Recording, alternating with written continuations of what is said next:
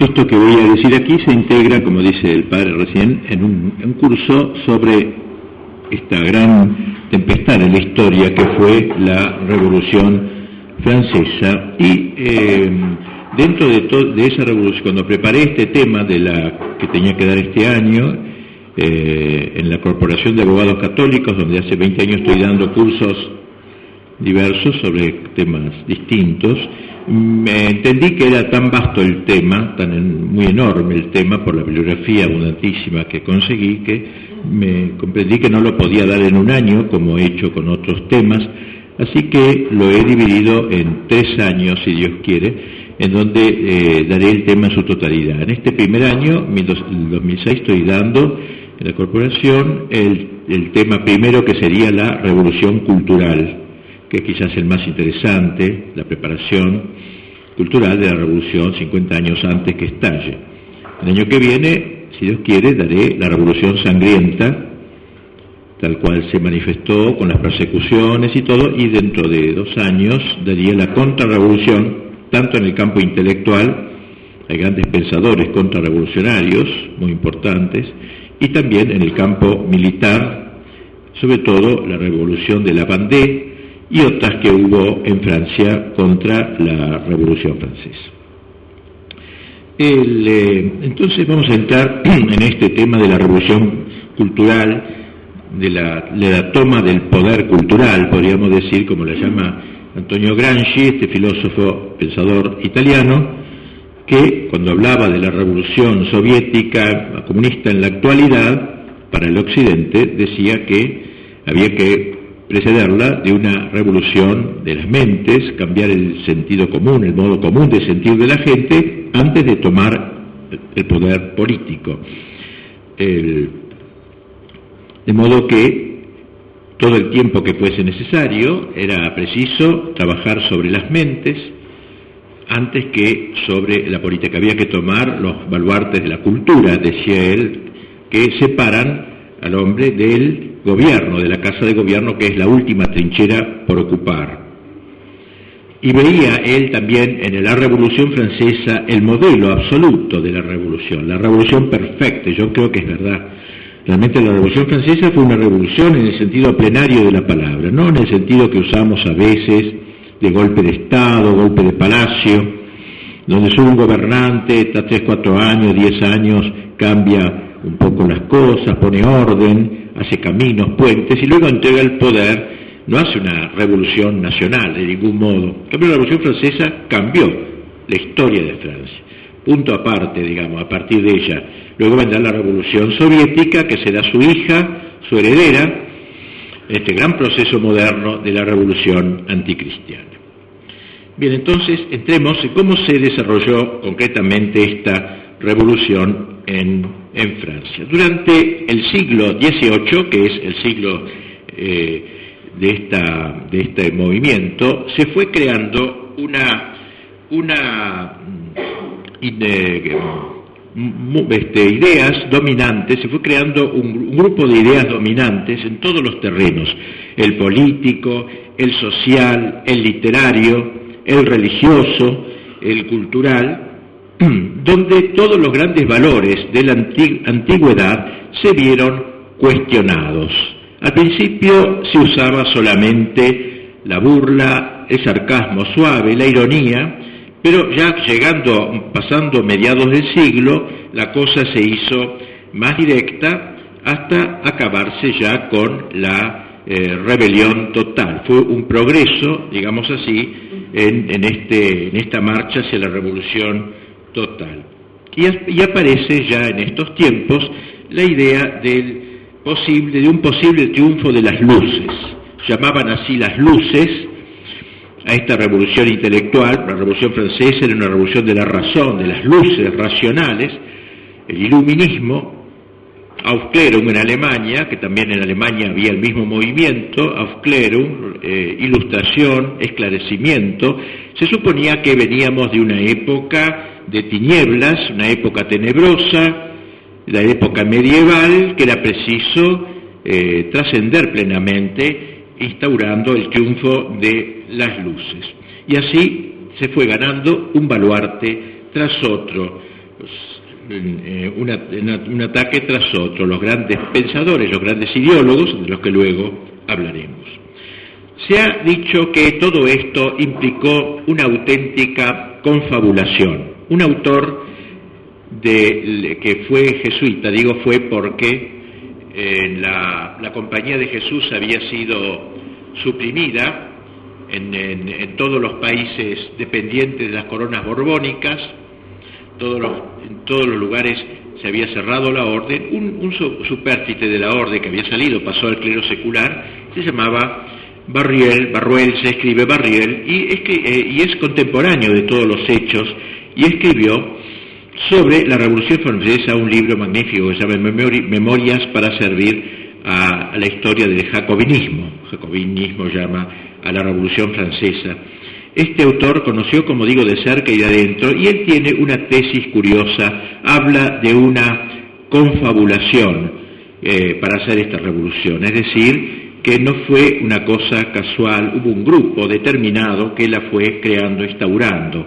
Se le ha criticado a este autor un cierto simplismo, pero él no está diciendo que se reunían en torno a una mesa Voltaire, Rousseau, D'Alembert y los grandes pensadores ideólogos de la revolución para planear día por día la revolución, sino que dice que en general hubo una confabulación mental manejado por este grupo y la masonería que estaba detrás de la revolución, así como los llamados Iluminados de Baviera, que era un grupo importantísimo de Alemania que va a tener gran incidencia en la revolución. Y así ellos realizan esta confabulación. Voltaire, que es uno de los jefes principales y uno de los más inteligentes ideólogos de la revolución o de la prerrevolución, ya que él no la alcanzó, no la vivió personalmente, murió un año antes que estallara la revolución, dice en una de sus cartas: es necesario obrar como conjurados, que los filósofos verdaderos hagan una cofradía como los francmasones, que los misterios de Mitra no sean divulgados, golpeen y oculten su mano. Así entonces, misterio de Mitra, o sea, tenía que esto rodearse del misterio, como fueron los misterios orientales, que se custodiaban en el silencio. Así este debía ser golpear, ocultar la mano, pero era algo, una confabulación preparada. Decimos que no hay que ser simplista de creer que todo era unilineal, ¿no? Rectilíneo, porque entre ellos estaban peleados muchas veces, pero no importa, en líneas generales vamos a ver que la obra que van a realizar es unívoca. Y en carta a su amigo D'Alembert, otro de los grandes ideólogos, le dice: es preciso que haya 100 manos invisibles que oraden el monstruo, es decir, la religión, de modo que caiga bajo 1000 golpes redoblados. Y así entonces la táctica fue propia de conjurados, auténticos conjurados, adeptos. Haciendo suya la recomendación de Voltaire, escondieron celosamente el objeto último de la conspiración, llegando incluso a designarse entre sí con seudónimos, como si dijéramos: nombres de guerra, nombres de combate. Uno se llamaba a sí mismo Platón, otro se llamaba Ratón, no es esto muy atractivo, pero en francés Voltaire se llamaba Ratón, y así, cada uno tenía un nombre, y el nombre de los conjurados en general era Cacuac, lo inventan ellos eso. Designar a alguien como Cacuac era reconocerlo como a uno de sus fieles. Voltaire lo llamaba hermanos, al estilo de los masones, más aún, por medio, una vez de D'Alembert, les hacía decir: oh filósofos míos, será preciso marchar como la falange macedónica, ella solo fue vencida cuando se dispersó, que los filósofos verdaderos hagan una hermandad, como los francmasones, que se junten, que se sostengan, que sean fieles a la hermandad. Y así él trató de aleccionar, sobre todo mediante su correspondencia nutridísima. Miles de cartas de él se conservan para que el ardor de esta revolución no se mitigase. Para fomentar su empuje y su confianza, se dirigía a los dirigentes diciendo: tengo miedo de que ustedes no sean suficientemente celosos. Un celo, digamos, en orden a la instauración de estas ideas en el ambiente. No quería de ningún modo que los suyos ignorasen el carácter corporativo de la lucha. No era la lucha de 3 o 4, sino una verdadera conjuración de lo que ellos llamaron de lo que luego los llamaron los sofistas. No quería Voltaire, entonces, que ignorasen que se trataba de un gran complot donde cada uno debía cumplir su papel. Por esto, como les hacía decir por D'Alembert, en la guerra que habían emprendido había que obrar como conjurados y no como entusiastas, es decir, no como un entusiasmo personal, sino tramando la cosa así. De esta manera se fue organizando en Francia este movimiento que acabaría con la creación de lo que hablaremos luego, de la gran obra, la obra maestra, la gran suma filosófica del siglo XVIII, que sería como la réplica de la Suma Teológica de Santo Tomás en la Edad Media, de la Enciclopedia, una obra formidable en 30 volúmenes, en donde todo el pensamiento y la táctica de la revolución va a quedar muy claro para nosotros, no tanto para la gente por el momento, porque va a ser un solapadísimo ataque muy inteligente contra la Iglesia y contra el poder. Aparece entonces la figura del filósofo. Hemos hablado filósofos, unirse. ¿Por qué filósofo? ¿De dónde esta palabra filósofo? Este grupito pequeño, no era grande, pero activo, de filósofos que se constituyen en torno a Voltaire. ¿Qué significaba filósofo? Esta palabra muy en boga entre los años 1750 y 1780, era la palabra que designaba al pensamiento, digamos, ¿no? El filósofo era el que tenía algo en la cabeza, algo que pensar. Me acuerdo muy bien que muchos años después el cardenal Pi diría: ustedes se llaman filósofos, ¿con qué derecho se llaman filósofos si ignoran a Dios, que es, digamos, la sofía, la sabiduría, la cual hay que amar, etcétera? Y les desenrostra el nombre que no merecen, pero a ellos gustaba llamarse así. En el lenguaje corriente, el filosofismo significaba el sostén de las ideas modernas, y filósofos eran los escritores que mantenían esos sistemas y trataban de hacerlos prevalecer en la sociedad. Filósofos, escribe un filólogo de la época, es el nombre dado en el siglo XVIII a hombres que cultivaban la filosofía y la hacían para servir al derribo de las antiguas opiniones. O sea, era ya intencional, una filosofía hecha para lograr el derribo, es decir, el derribamiento, no sé cómo se dice, la destrucción de las antiguas opiniones. Tenía una finalidad muy determinada.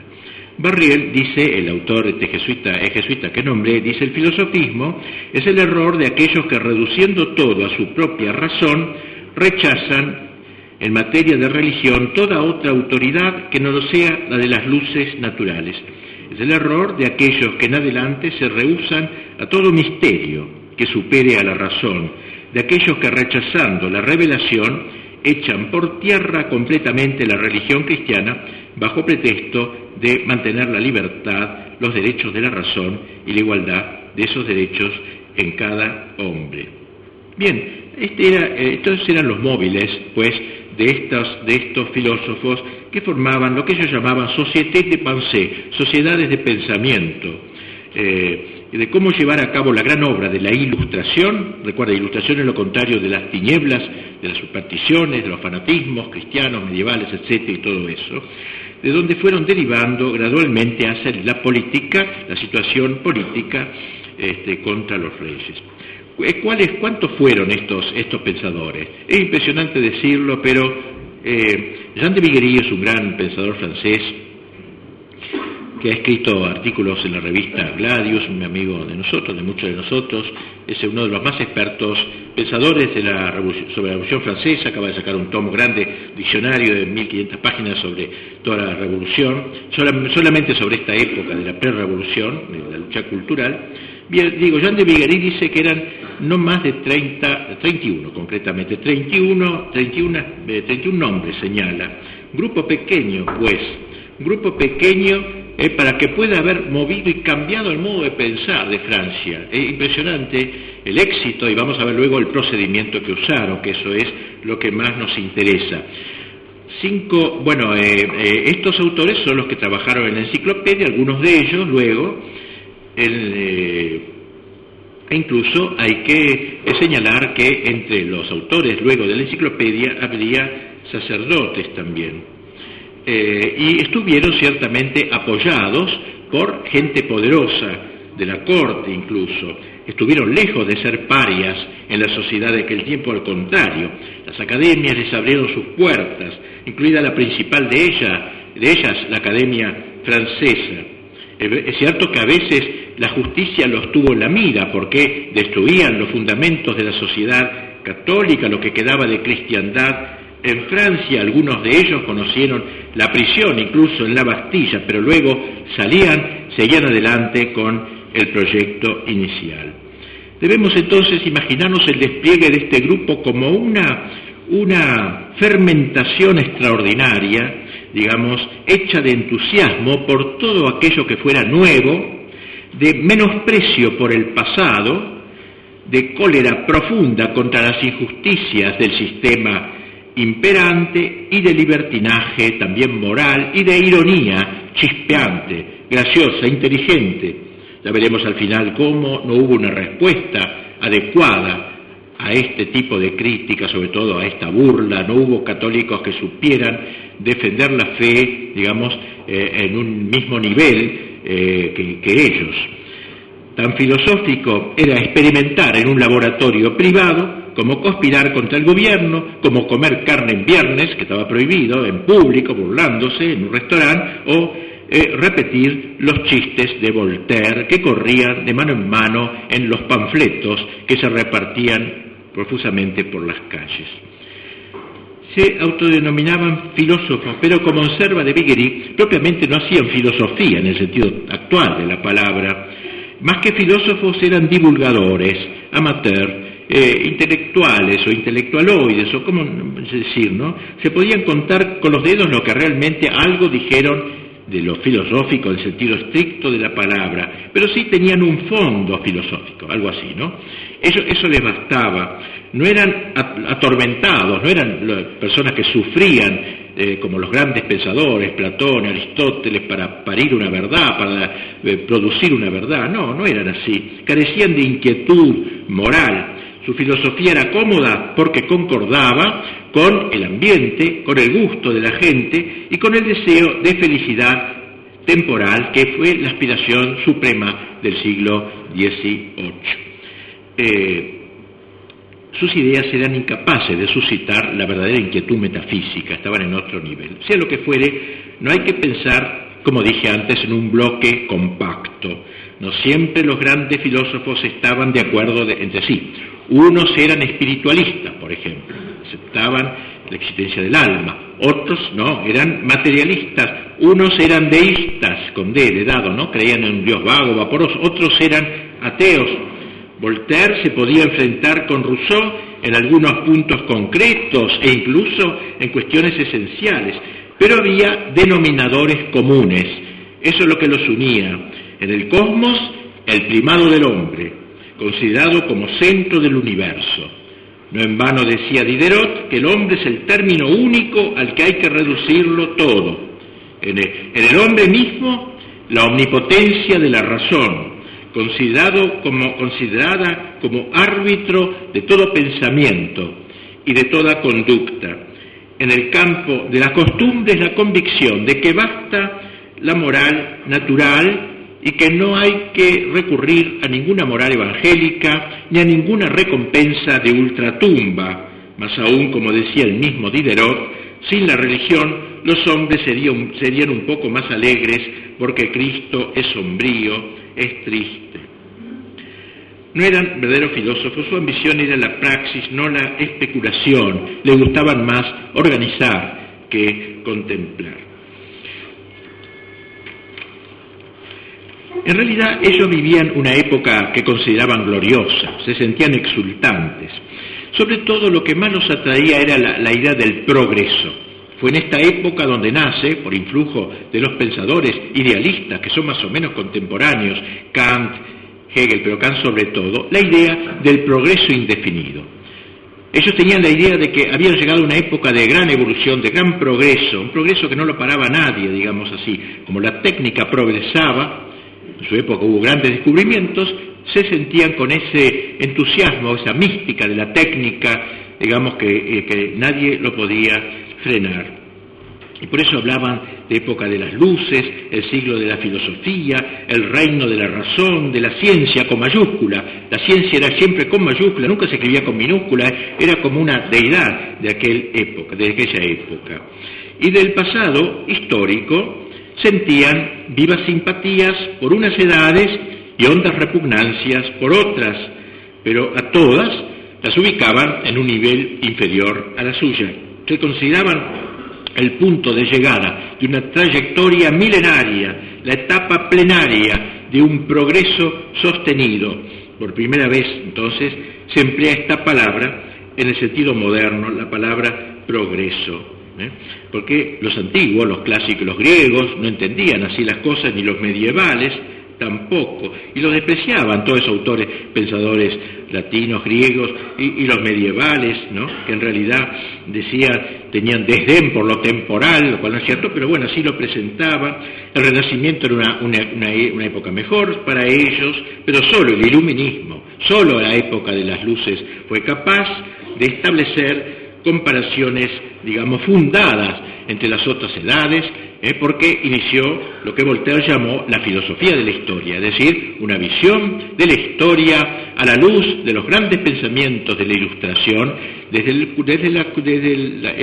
cuya época se juzgaban todas las épocas anteriores, cosa que no se había hecho hasta entonces.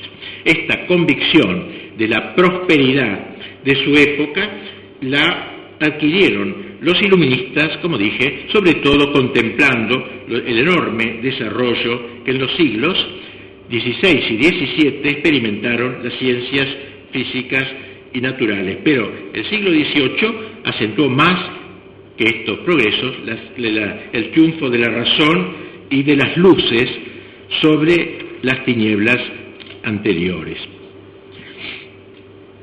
En el año 1758, pienso que la revolución en 1789, D'Alembert nos da una visión muy precisa, transida de entusiasmo, un entusiasmo místico, de este cambio mental. Dice, cuando se estudia sin prejuicios el estado presente de nuestros conocimientos, no se puede negar que la filosofía ha hecho entre nosotros progresos notables. La ciencia de la naturaleza adquiere cada día nuevas riquezas, la geometría aumenta su territorio y ya penetra en aquellos campos de la física que le eran más próximos. El verdadero sistema del universo ha sido finalmente conocido, desarrollado y perfeccionado, de la Tierra a Saturno, de la historia de los cielos a la de los insectos. La ciencia natural ha cambiado la historia y con ello todas las otras ciencias han asumido una forma moderna.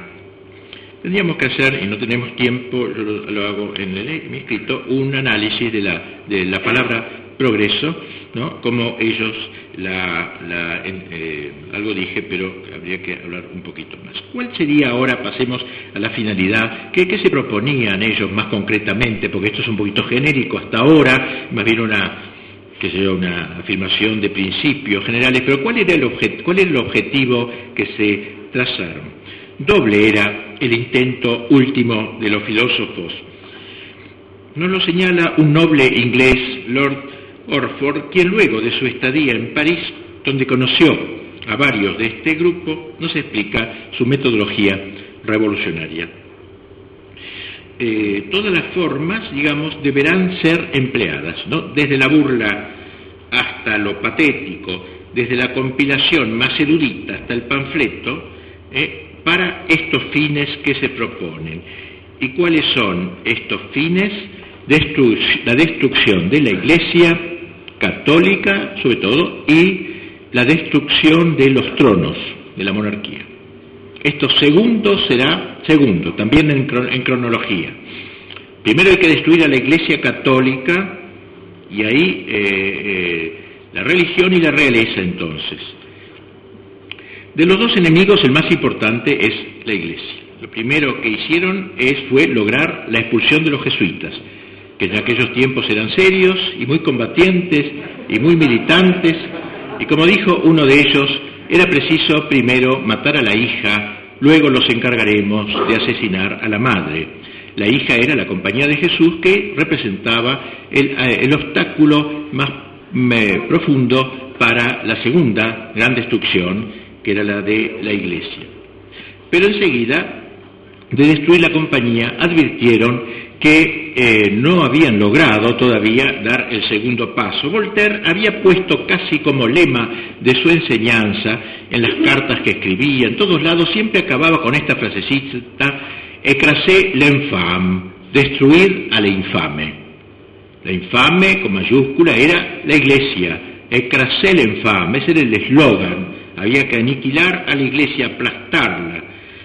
Refiriéndose a este propósito, le escribía al rey de Prusia, Federico II, que era un rey, un despotismo ilustrado justamente, era déspota pero ilustrado con estas ideas mismas de la Revolución Francesa, era uno que amparó desde Prusia a los revolucionarios, a Voltaire y a todos los demás. Bien, le escribía pues, como digo, a rey Federico esto, dice: no está reservado, decía Federico, ¿no?, a Voltaire, no está reservado a las armas destruir al infame, le responde Federico a una carta que le manda Voltaire. Ella perecerá en brazos de la verdad y por la seducción del interés. He notado, prosigue diciendo el rey prusiano, que los lugares donde hay más conventos son aquellos donde el pueblo está más ciegamente unido a la superstición. Será pues preciso ir destruyendo los claustros. Todo gobierno que se determine por esta operación será amigo de los filósofos y partidario de todos los libros contra las supersticiones populares. Y esto entonces agregaba el rey, o estas ideas, agregaba el rey un pequeño proyecto que mandaba al patriarca de Ferney, como lo llamaba él a Voltaire, porque había comprado un terreno en Ferney, en Francia, y un gran terreno, riquísimo, era Voltaire de dinero, compró ahí y le escribe al patriarca de Ferney, ¿no? Le dice: usted me preguntará qué hacer con los obispos, a lo que respondo que no es todavía el tiempo de tocarlos, pero hay que comenzar por destruir a los que enardecen al pueblo con el fanatismo. Desde que el pueblo es enfriado, los obispos se convertirán en mozalbetes de los que con el correr del tiempo los soberanos dispondrán a su arbitrio. Estos consejos agradaron a Voltaire. La idea suya, le dice, de atacar por los monjes la superstición cristícola es propia de un gran capitán. Una vez abolidos los monjes, el error quedará de manifiesto ante el desprecio universal. Como ven, el cristianismo era lo primero que había que destruir, la vida monacal, la vida religiosa y el cristianismo en general. Y en ello coinciden Voltaire, D'Alembert, Diderot, y tras ellos el conjunto de los jacobinos. ¿Por qué se llaman jacobinos? Digo esto entre paréntesis, porque se reunían cerca de la parroquia de Santo Domingo, Saint-Jacques, Santiago, apóstol Jacques en francés, jacobinos, por un lugar donde se reunían nada más. Bueno, así se los llama. Un día estos hombres que levantarán las banderas de la libertad y de la igualdad dirán que debemos confiar en las luces de la religión y con todo ello realizar la destrucción de la infame. La religión de la infame justamente somete la razón a los misterios sobrenaturales y por eso hay que, para salvar la razón, hay que destruir a la Iglesia, que habla de la autoridad de una revelación sobrenatural y trascendente. Hay que liquidarla, si no, no hay defensa posible de la libertad y de la razón. Sin eso, estamos en manos de una religión de esclavos, esclaviza nuestra razón. Por eso las palabras libertad, imperio de la razón, filosofía, eran eternos ritornelos. Libertad, filosofía, palabras siempre con mayúscula, están sin cesar en los labios de D'Alembert y de Voltaire, al modo de arietes contra el Evangelio y la revelación en general. Cuando sobre las ruinas de los templos y de los altares de Cristo se erija el ídolo de la razón, de la libertad, de la filosofía, se cumplirían sus designios. Saben ustedes que cuando estalle la revolución, uno de los actos, absurdo, ridículo, pero sin embargo se realizó, fue declarar la diosa razón y quitar de Notre Dame la imagen de Nuestra Señora, Notre Dame, Nuestra Dama, la Virgen, titular de la Catedral de París, y poner en su lugar a una prostituta allí que era símbolo de la razón, a la cual incensaban los franceses, era la diosa razón. El hecho resulta risueño, ridículo, pero era la culminación de una larga predicación, digamos, de una larga propaganda en pro de la razón contra la revelación, en pro de lo natural contra lo sobrenatural en última instancia. Y así serían las legiones que Voltaire le recomendaba formar a D'Alembert para la lucha contra el orden sobrenatural. El orden sobrenatural, ese era el enemigo. Por eso la revolución cultural debía preceder a la revolución sangrienta, debía preparar los espíritus. La segunda afilaría la cuchilla de la guillotina. Por el momento no era el momento de asesinar, era el momento de asesinar las mentes, si se quiere, pero no los cuerpos. La meta fue señalada por Mirabeau, quien en 1789 sería miembro de los Estados Generales y que decía hay que descatolizar a Francia. Esta fue la consigna, pues, écrasez l'infâme, descatolizar a Francia, como se busque la manera. No todos los filósofos fueron abiertamente antirreligiosos. Dijimos, algunos seguirían aceptando o tolerando a Dios, como el mismo Voltaire, apoyándose en aquella idea de Newton, de Dios como un supremo relojero, digamos, distante, muy distante, pero que había creado el mundo y nos había dejado, digamos, a nosotros, se había ido en puntas de pie y nos dejaba a nosotros gobernarlos. Era el deísmo, pero no se podía aceptar una revelación, un lenguaje de ese Dios lejano que nos dejaba a nosotros actuar. El segundo blanco de los filósofos fueron los tronos. La abolición de la institución monárquica fue resuelta como antes se hizo con la religión de Jesucristo. Desde ahora las dos conjuras contra el altar y contra el trono se constituyeron en una sola y misma conspiración. Si bien de esto último no se hablaba mucho, porque todavía los reyes hubieran podido salirles al paso, tenían poder, sin embargo, el proyecto de ellos incluía este propósito. La realeza no solo no es necesaria, decía uno de ellos, no solo no es útil, es contraria a la libertad, es inconciliable con la libertad. Llegará un día en que toda Europa gozará de dicha libertad, etc. O sea, estaba en la mente de ellos también la destrucción de las coronas. Se ha señalado, luego lo veremos un poquito más, la abdicación progresiva de la monarquía. La monarquía no supo enfrentar el problema. De 1750 a 1789, los reyes no parecían darse cuenta de lo que estaba pasando. Todo esto sucedía en la sociedad francesa, e incluso bajo su amparo su tolerancia por lo menos, pero su amparo en ocasiones, y hasta los subsidios de la aristocracia. Luego hablaremos de esta autodestrucción, de este suicidio de Francia. El reino de Luis XV, que fue el reino que precedió a la Revolución Sangrienta de Luis XVI, fue el siglo de la Revolución de las Luces. Luis XV no tenía nada que ver con este espíritu, pero dejó hacer, dejó correr, como veremos enseguida. Sin embargo, en este mismo sentido, muchas veces las cortes, tan odiadas por los filósofos que querían destruir precisamente la monarquía, se convertían en el aguantadero de los contestatarios. Sobre todo una marquesa, la marquesa de Pompadour, que era la amante del rey Luis XV y presentaba por tanto un flanco vulnerable del rey. Luis XV, Madame de Pompadour, sostenía a los iluminados, y con eso era un freno enorme, porque en cuanto el rey hubiera querido tomar una medida, ella no podía frenar inmediatamente la medida, y ella decía que tenía como ideal tratar de convertir al rey a la filosofía y a los filósofos al rey, o sea, que dejaran de perseguir al trono y que el rey se hiciera también filósofo, es decir, entrara en este gran proyecto. Pero a pesar de estos acercamientos, la lucha contra la monarquía siguió su curso. Bien. Hemos hablado del triunfalismo de los filósofos que se sentían ya vencedores, en última instancia, en esta contienda. Ahora, vamos a ver visto los fines, visto que eran los filósofos, el grupo de filósofos, sus finalidades, sus dos grandes finalidades.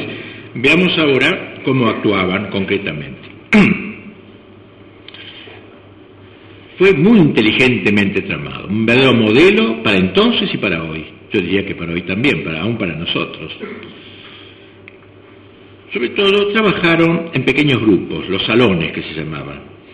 Los salones eran puntos de encuentros predilectos, sobre todo si se trataba de nobles que habían adherido a la filosofía. Si habían logrado, un noble, traidor, digamos, a la nobleza, a la realeza, comenzaban a organizar con él un salón. Se ha dicho que los franceses son muy amantes de las tertulias, de los salones, del savoir-vivre, del saber vivir, y tienen un gran gusto, digamos, instintivo, social, por recibir y ser recibido.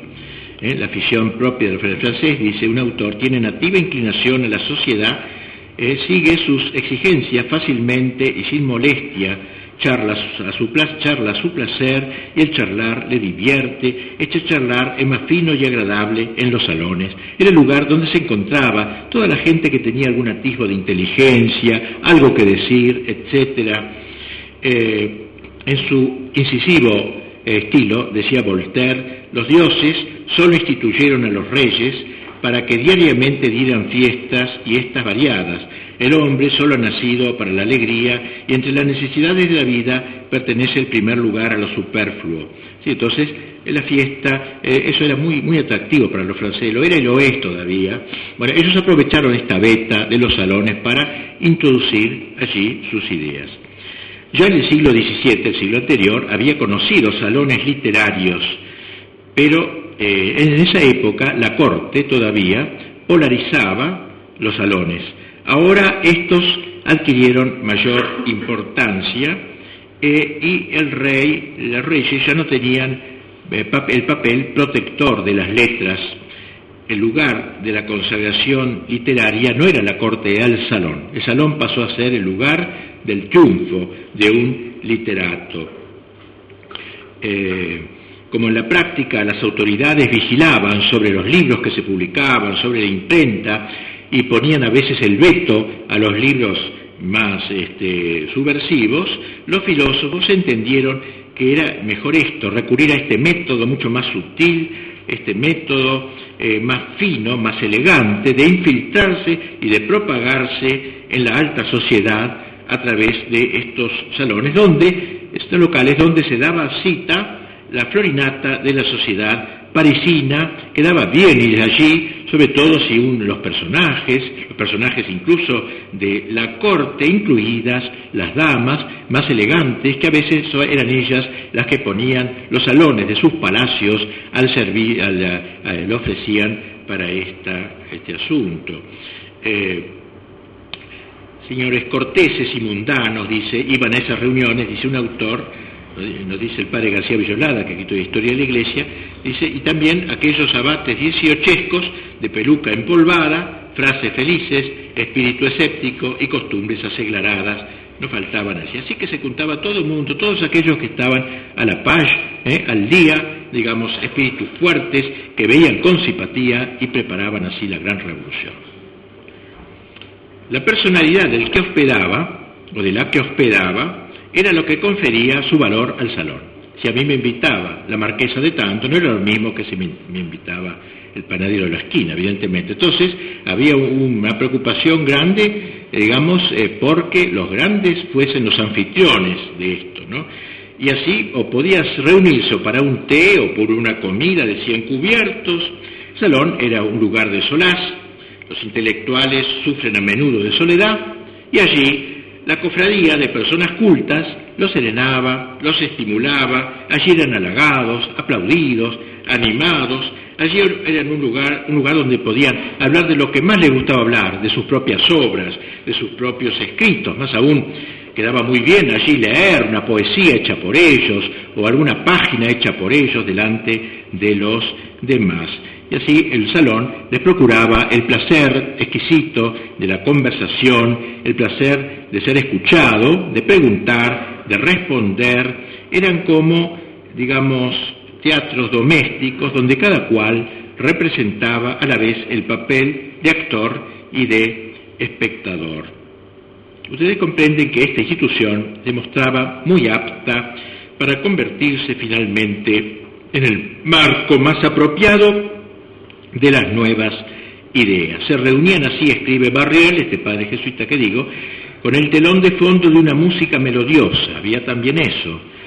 No música, no había disco, no, había orquesta. Había una orquesta, bueno, de cámara se entiende, muy buena música, ¿no? Y así dice, los más ricos proveían el gasto de la orquesta, de los refrescos y de todos los placeres que ellos creían el objeto de la reunión. Pero mientras estos señores, con sus mejores galas, danzaban o cantaban en la sala común las dulzuras de su igualdad y de su libertad, o sea, estos nobles, iban ahí y decían, bien, libertad, libertad, igualdad, y no se acordaban, dice este autor, ignoraban que por encima de ellos había un comité secreto donde se preparaba todo para extender esta igualdad en la sociedad, es decir, liquidarlos.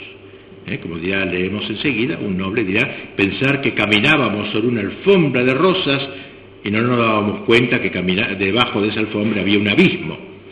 Estos nobles tontos, digamos, no entendían que se estaba tramando la guillotina, digamos así. Y ellos aplaudían porque quedaba bien, era moderno estar así a la altura de las circunstancias, era moderno decir un chiste contra la iglesia, un sarcasmo, etc. De este modo se fueron multiplicando por las ciudades, pero sobre todo en París, los salones o los clubes revolucionarios. Estos clubes domésticos serían un día absorbidos por el gran club, digamos que fue la revolución. Había salones especialmente reservados a los que la revolución llamaría aristócratas, donde semanalmente se juntaban condes, marqueses, gentilhombres, personajes demasiado importantes para que estuviesen dispuestos a doblar sus rodillas ante el altar. Eran hombres soberbios, digamos así, que jamás iban a inclinarse delante de Dios. Y entonces iban a esos salones o clubs, era el ámbito de una crítica permanente, una crítica circunspecta y seria, ¿no? Pero también una crítica eutrapélica, simpática, sobre todo tocada por el chiste, por el humor, divertida. Lo mejor que valía eran las agudezas para divertirse, juegos de palabras, etcétera, con que se adornaban. Los abusos ciertos que los había, las injusticias, no recibían peor trato que aquellas instituciones de que habían vivido hasta entonces todas las sociedades, ¿no? O sea, atacaban tanto los excesos como las instituciones mismas.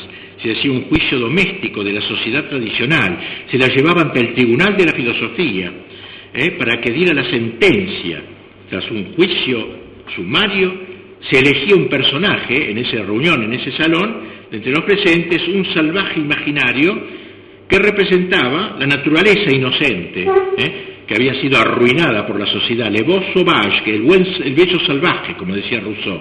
Rousseau decía que el hombre había nacido bueno y que había sido arruinado por la sociedad. Pues bien, uno de esos era el bueno, ahí aparecía, trabajaba de bueno, el beau sauvage, un buen salvaje, y entonces condenaba a la sociedad, condenaba a la tradición, lo que había venido, lo que había provocado todo esto, ¿no? Y así mostraba cuán absurdos, ridículos y perjudiciales eran la cortesía, por ejemplo, la cultura tradicional, la religión cristiana, siempre en nombre de la madre natura, de la naturaleza, contra lo sobrenatural, la naturaleza, el naturalismo, digamos así. Sus agudas ironías, sus comparaciones despectivas, llegaban a perturbar los espíritus de quienes aún no habían consentido con lo políticamente correcto, todavía sembrando la duda, la inquietud entre los que hasta entonces habían creído vivir en la verdad, al punto de que algunos de ellos llegaron a considerar como atentados y usurpaciones de la Iglesia y del reino los derechos más usuales de la Iglesia y de la corona. Imaginemos la escena: había comenzado la fiesta brillante, bien regada, con uvas exquisitas, abundantes. La conversación era el principal alimento, pero una conversación sin toque de filosofía resultaría tan insípida. No, ella ponía su pimienta, su ironía, sus paradojas, sus audacias. No hay almuerzo o comida donde no tenga su lugar, dice en estas burlas. Caxot, un escritor muy bueno de la Revolución, no describe su desarrollo. Está alguien ante una mesa delicadamente lujosa, entre mujeres sonrientes, cubiertas de alhajas, hombres elegantes, corteses, cultos, donde la inteligencia está alerta, el trato es distendido, es cortés. Desde el segundo plato comienza la charla, donde los comensales se esmeran por decir agudezas, habrá quien dice la ironía más graciosa, el chiste, quien se iba a privar, llegado el postre, de poner en solfa las cosas más graves, y hacia el café se planteaba, qué sé yo, una cuestión de inmortalidad del alma, o la existencia de Dios, y se aprovechaba la ocasión para burlarse sin tapujos de las supersticiones, de los prejuicios, del fanatismo. Allí se reían del pobre Jesucristo, de sus sacerdotes, del pueblo que corría detrás de las imágenes, y cuando el vino corría con mayor generosidad, se hablaba de cómo sacudir el yugo de la religión, no dejando subsistir de ella nada, o solamente algo, como decía Voltaire, que quede algo de religión para la canalla, como llamaba al pueblo, al pueblo lo llamaba la canalla. Entonces, la religión era bueno para la canalla porque evitaba que la canalla rompiese vidrio, rompiese casas, etcétera, ¿no? Para salvaguardarse. Pero no para la gente seria como nosotros, los que estamos reunidos en ese salón. D'Alembert no sentía gusto por este tipo de reuniones, pues le gustaba, le parecía medio chanta todo eso, pero Voltaire le incitaba: no señor, hay que ir ahí, tienes que ir ahí.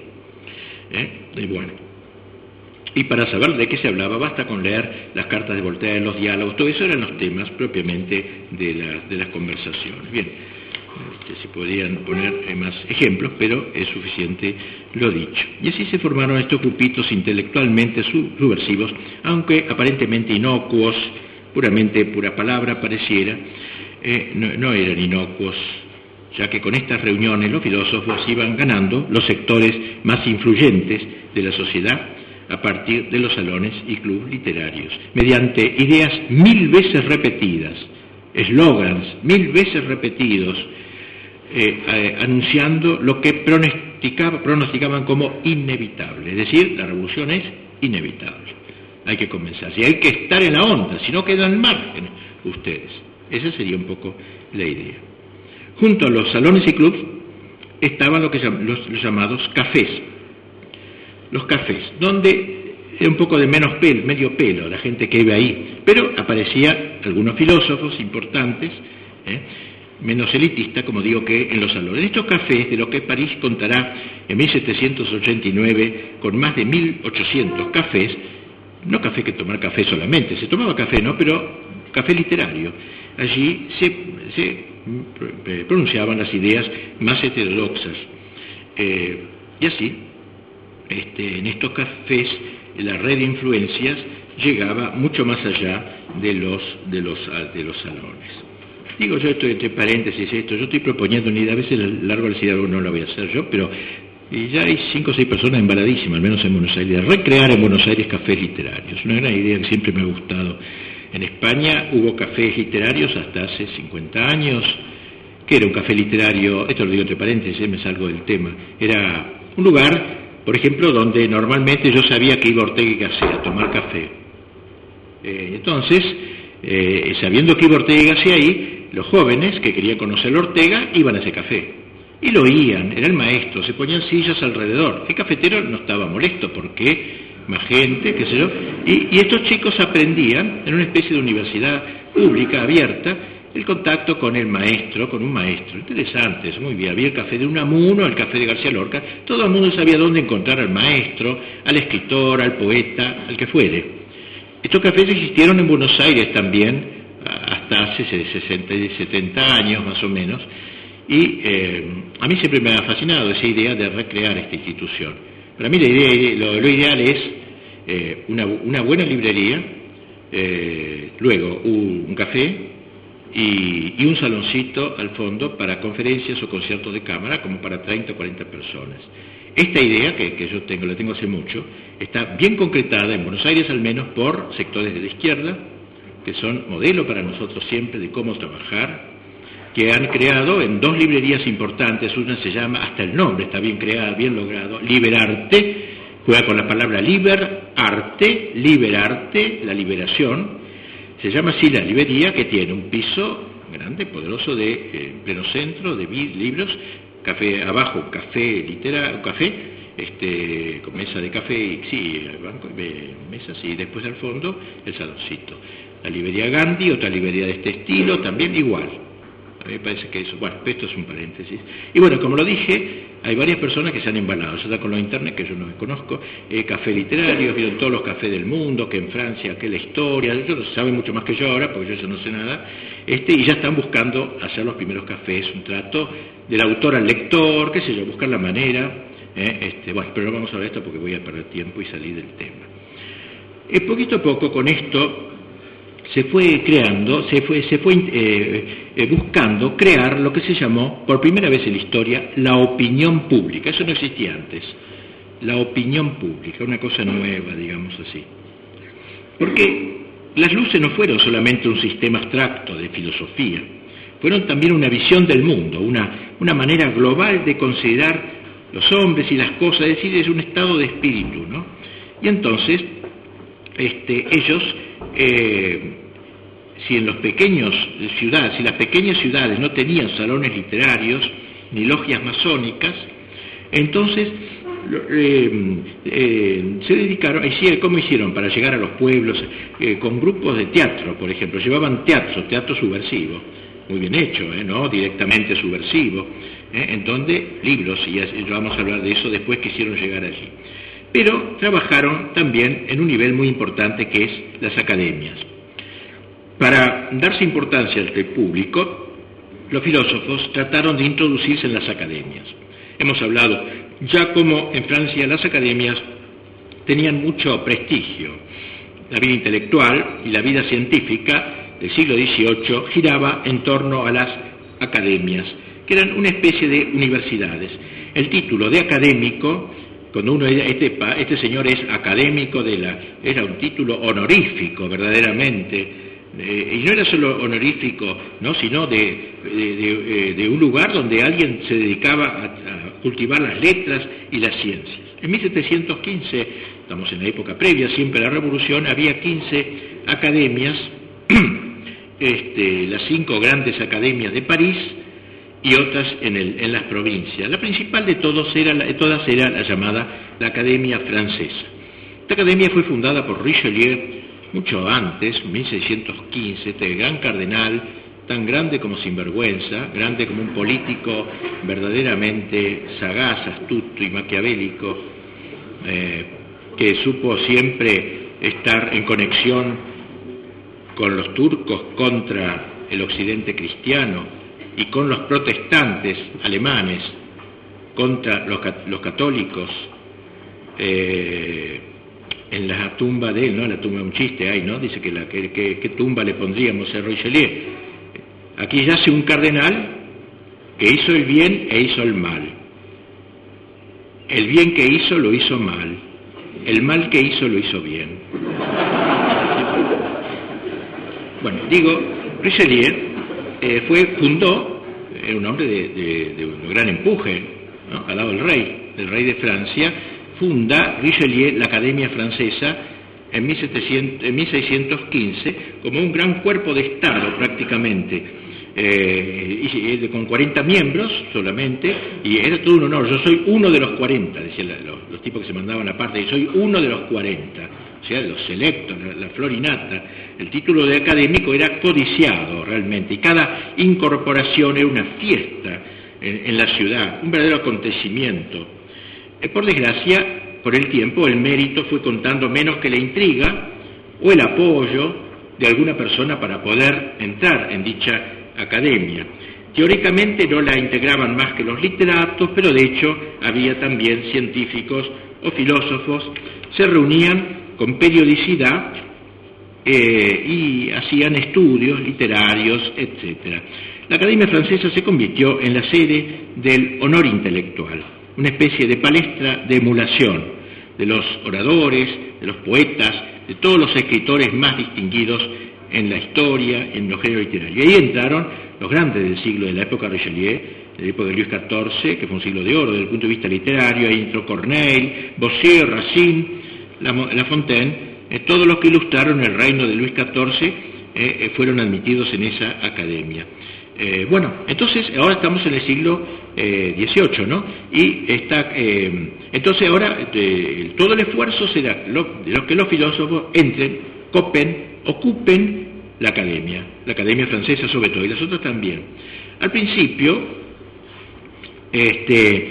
como para entrar en la academia había que ser buen católico, por lo menos así se entendía en la práctica, muchos de ellos se vieron radiados, ¿no?, de entrar en la academia. Voltaire, por ejemplo, fue rechazado por mucho tiempo y solo llegaría a superar los obstáculos mediante poderosas protecciones y una gran hipocresía de la que era muy capaz.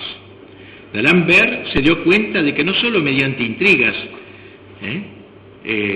había que obrar, sino que había que buscar también poderes poderosos que los apoyasen. El hecho es que en la segunda mitad del siglo XVIII, cuando nos acercamos a la Revolución Sangrienta, no fue más que la academia esta fue una sucursal de la filosofía. Así poco a poco se metieron, la ocuparon totalmente. Y el proceso no fue demasiado lento. Un jalón importante lo constituyó la admisión de Diderot por instancia de Voltaire y de D'Alembert. La admisión a la academia competía al rey, y D'Alembert tenía la oposición del ministerio, pero sin embargo, gracias a esta marquesa de Pompadour, esta gran prostituta, digamos, y el conde de Choiseul, que fue el que expulsó la Compañía de Francia, logró meterse dentro de la academia. No deja de ser instructivo ver cómo Voltaire no tiene empacho en dirigirse a los duques, a los cortesanos, no se avergüenza de aconsejar la hipocresía para lograr el ingreso a la academia francesa. Lo importante era que el amigo fuese incorporado, no importa por qué medios. Advierto, le dice a D'Alembert, advierto todo lo que de ello resultaría para la causa común. Que la academia reciba un hombre incrédulo era una cosa importantísima, y así llegaron a ir ocupando los sillones poquito a poco, como dije, todos ellos. El último de ellos, Lamière, señalado por Voltaire como un buen enemigo del infame, según dice en una de sus cartas, por tanto bien digno de entrar en esa asamblea, en esa academia. La estrategia tuvo un éxito total. En pocos años el título de académico se confundió con el de deísta o el de ateo. Ahora al revés, al revés, de modo que el cetro de los talentos y de las ciencias fuese en poco tiempo el de la misma impiedad, y ello bajo la protección de los mismos reyes cristianísimos, como llamaba el Papa a los reyes de Francia, así como en España se llamaban los reyes católicos, a los reyes de Francia, reyes cristianísimos. Pues bien, los reyes cristianísimos fueron los que ampararon esta transformación de la academia, no la buscaron, pero la toleraron por lo menos. Y con eso se logró un doble objetivo: por una parte, que todos las coronas literarias que se daban, porque se daban premios con coronas de laureles, se apoyasen sobre la cabeza de los impíos del momento, y por otra se condenaba al desprecio y al sarcasmo a todo escritor religioso que, todavía sujeto al fanatismo y a la superstición, no era capaz de ingresar en la gran academia francesa, que ahora era un club de impiedad, directamente un salón de impiedad, y que serviría mejor a la conjura de los sofistas contra el cristianismo que lo que habría podido hacerlo todo el grupo de Voltaire. Esta sería una primera manera, una manera más refinada de entrar en las academias. En segundo lugar, digamos, junto a este estratagema de la academia, hubo también una invasión de libros. También hubo una invasión de libros en orden a lavar los cerebros, preparándolos para la revolución. Como decía un autor, los libros causan revoluciones. Interesante la idea, ¿no? Los libros causan revolución, eran objetivos, pero a veces uno largo, eso pasa, me impresiona de esta idea, ¿no es cierto? Uno puede publicar un libro y a lo mejor no interesa, pero 50 años después alguien lo descubre, o sea, los libros quedan como flotando en el aire, las ideas quedan flotando en el aire y de repente, 50 años después uno la toma y la encarna, la política, por ejemplo, ha pasado eso. Bueno. No olvidemos que la filosofía estaba por doquier, se confundía con la literatura, con el teatro, con la novela, con la pintura, recurriendo a todos los medios de expresión, extendía su reino y llegaba con su visión del mundo a toda clase de públicos. Y así fue creándose lo que se llamó en el año 1770, 1780, esto que dijimos de la opinión pública. De modo que al fin del ancien régime, del régimen antiguo, ya no había ningún francés que escapase a su influencia. Todo el mundo, incluido el rey, incluida la reina, incluidos los monjes, estaban marcados por estas ideas. Todo el mundo tenía gloria al ser ilustrado. Nadie era capaz de imaginar una manera de concebir, de otra manera de concebir a Dios, el mundo y al hombre. La historia ofrece pocos ejemplos de un contagio semejante, o sea, fue un gran éxito el de esta revolución. La nobleza misma no tardó en adherir a las ideas filosóficas.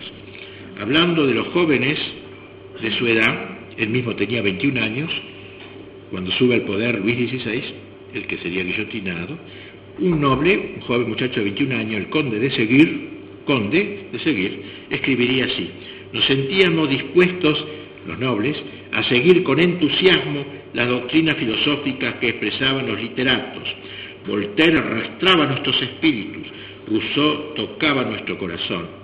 Es decir, la nobleza joven quería gozar a la vez y lo más posible de las ventajas de su posición y de la libertad nueva también. Al fin y al cabo ellos también se liberaban de las costumbres, de la cortesía.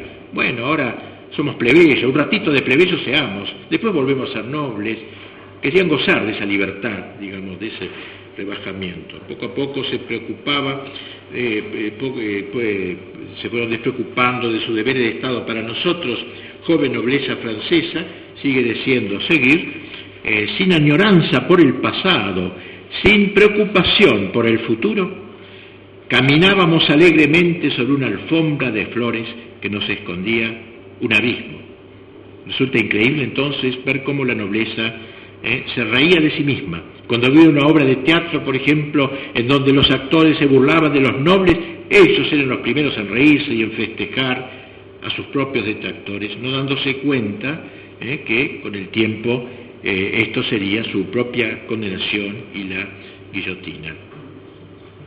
Decíamos entonces que Europa se vio invadida, digo Europa porque más allá de Francia esto se extiende, se vio invadida por esta multitud de escritos anticristianos, panfletos, libros, ensayos, novelas, obras de historia que buscaban impregnar a toda Europa en el espíritu de la impiedad. Un programa verdaderamente asumido por Voltaire, D'Alembert y aquel rey de Prusia, Federico II, como se muestra por la amplísima correspondencia entre todos ellos. Voltaire le escribía a D'Alembert mostrándole la importancia de los libros, de las publicaciones, le dice, mire qué notable, no le pido a usted más que 5 o 6 buenas palabras por día, eso basta.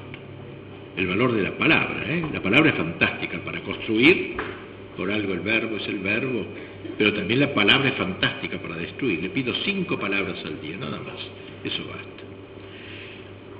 Asimismo, recomendaba a sus hermanos de París comprar y hacer circular libros impíos que se vendían en otros países de Europa, de modo que se trataba de que todos esos libros que se vendiesen fuesen lo más baratos posible para que llegase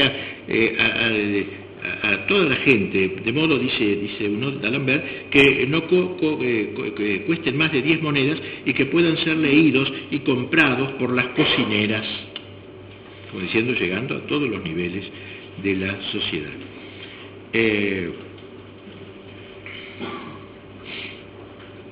Bien, así entonces se crearon como grupos, también de estas especies de grupos y salones, grupos o clubes literarios, en donde se decidían qué libros iban a imprimir, quién los iba a editar, cuántas ediciones había que hacer, rústica, bien barata, pero más cara, de distintos formatos incluso. Había toda una organización que se dedicaba a esto y a hacer llegar los libros a todo lo más posible, a todo el mayor público posible. Como dije, es cierto que estaba esta vigilancia, en la época de Luis XV había una vigilancia, había un comité de censura, que se prohibían las cosas antirreligiosas, etcétera, ¿no? Evidentemente había un comité y había disposiciones que siguieron casi en pie hasta la víspera de la Revolución. Y así había severas penas, ¿no?, contra los que hablasen en otra forma. Se condenaron volúmenes, hasta 1789 la Sorbona condenó en 5 años 80 volúmenes y 10 imprentas fueron clausuradas, pero las medidas estas fueron muy parciales. El encargado de esta censura, el encargado de superintendente de los libreros se llamaba, era un señor llamado, con rasgo ministerial, creo, muy importante, llamado Malesherbes, mala hierba, un nombre que merecido, Malesherbes se llamaba, y este tipo permitía la circulación de obras impías, más bien incluso las cubría, en perfecta consonancia con D'Alembert, y desde lejos, pero no sin eficacia, Federico II le escribía a Voltaire: usted puede servirse de nuestros impresores alemanes según sus deseos, ellos gozan de una libertad total y como están unidos con los de Holanda, Francia y Alemania, no dudo de que tengan los medios de hacer pasar sus libros donde ellos juzguen a propósito. Sí, estos libros salían pues de las mismas imprentas, compuestos por los mismos adeptos, recomendados por los mismos dirigentes, para que el veneno llegase a todas las clases sociales de París y del interior. Pero no solo libros, sino también toda clase de publicaciones sirvieron a los mismos objetivos, de todos los tonos, desde los panfletos hasta las novelas. La escuela de Voltaire y de Montesquieu inundó Europa con sus alegatos, inundó Francia y llegó hasta los ranchos del campo, repartiendo a los maestros de colegios libros baratos, etcétera, para que enseñasen con ellos a los chicos. No en vano Rivarol, un noble francés, dice en una carta a la nobleza francesa, el de la época, dice: la mayoría de los hombres de letras serán para ustedes los enemigos más temibles. Quieren esto destruir las aristocracias políticas, persuadidos de que les queda siempre una indestructible, la del espíritu. Les harán la guerra de los sofismas, multiplicarán en torno a ustedes los azotes de la imprenta, única plaga con que Moisés olvidó de castigar a Egipto, dice graciosamente. Bueno, o sea que la imprenta fue un ariete de destrucción, usada así para el mal. y concluye señalando que el gobierno debería atender a este terrible instrumento del pensamiento que son los libros. Bueno, el método fue sumamente eficaz, ya que todas las grandes ideas entonces se extendieron a la multitud general.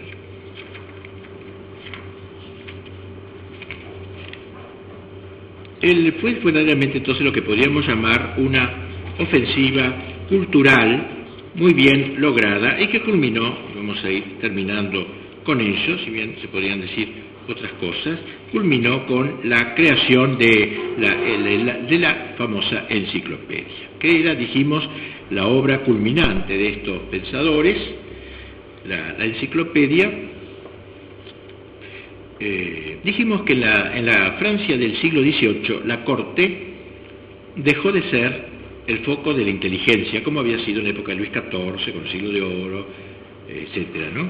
Más aún pronto se sintió vapuleada por los nuevos autores de ideas. Ahora un grupo atrevido y muy consciente de su capacidad intelectual había extendido su dominio desde los salones, los cafés literarios, la conversación, etcétera.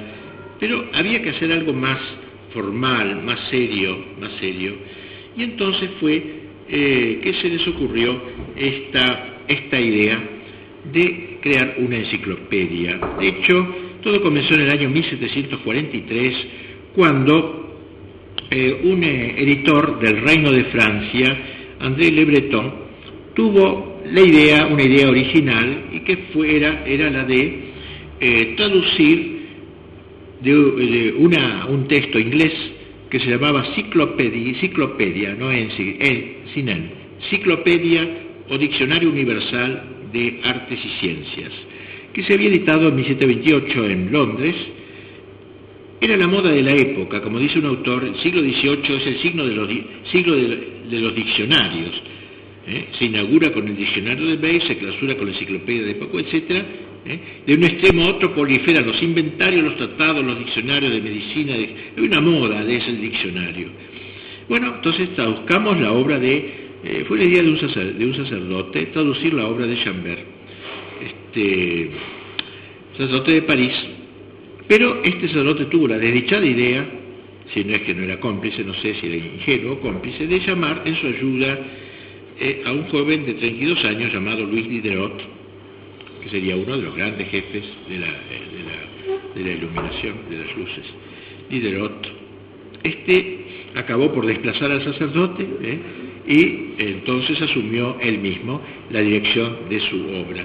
Pero pronto Diderot entendió que traducir era muy poca cosa, había que hacer algo más, y así logró que el editor aceptase su proyecto de emprender la publicación de una enciclopedia que superaría a la de Chambers, a la inglesa. Bueno, no fue difícil obtener del canciller del reino el permiso del rey, el permiso de censura. Se aseguraba que la obra quedaría completada en 2 años. De hecho, tardaría casi 30 en terminarse.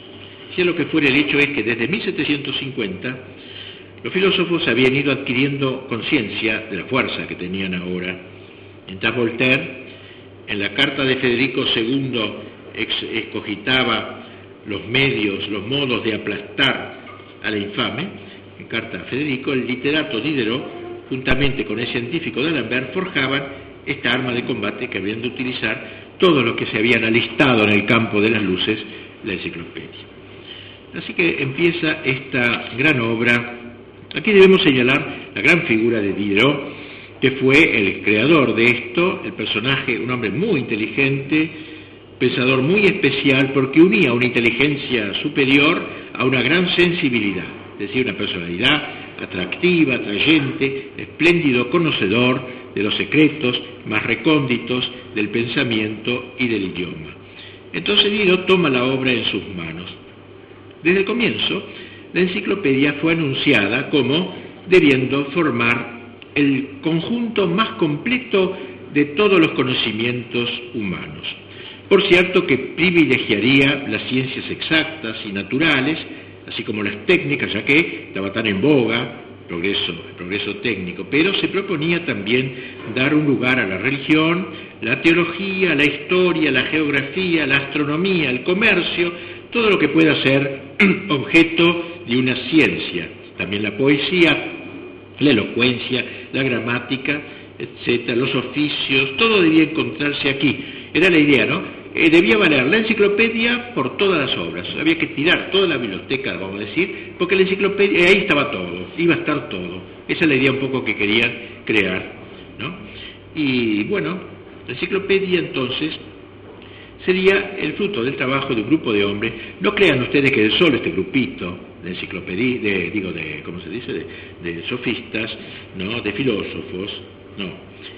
Diderot, en el discurso preliminar, D'Alembert, en el discurso preliminar, que es una 80 páginas, muy brillante obra, escribe su intención de hacer, digamos, de tomar conciencia, que el público tome conciencia de los adelantos más recientes del espíritu humano y del carácter excepcional de la época presente, en esa euforia, en ese entusiasmo, en ese optimismo, que caigan las vendas de los ojos de sus contemporáneos, y así estas ideas son las que va a proponer en el proemio, en donde no habla nada contra la Iglesia, para nada, ni contra el Estado, ni contra nada de eso. La enciclopedia después aparecía como un proyecto inspirado.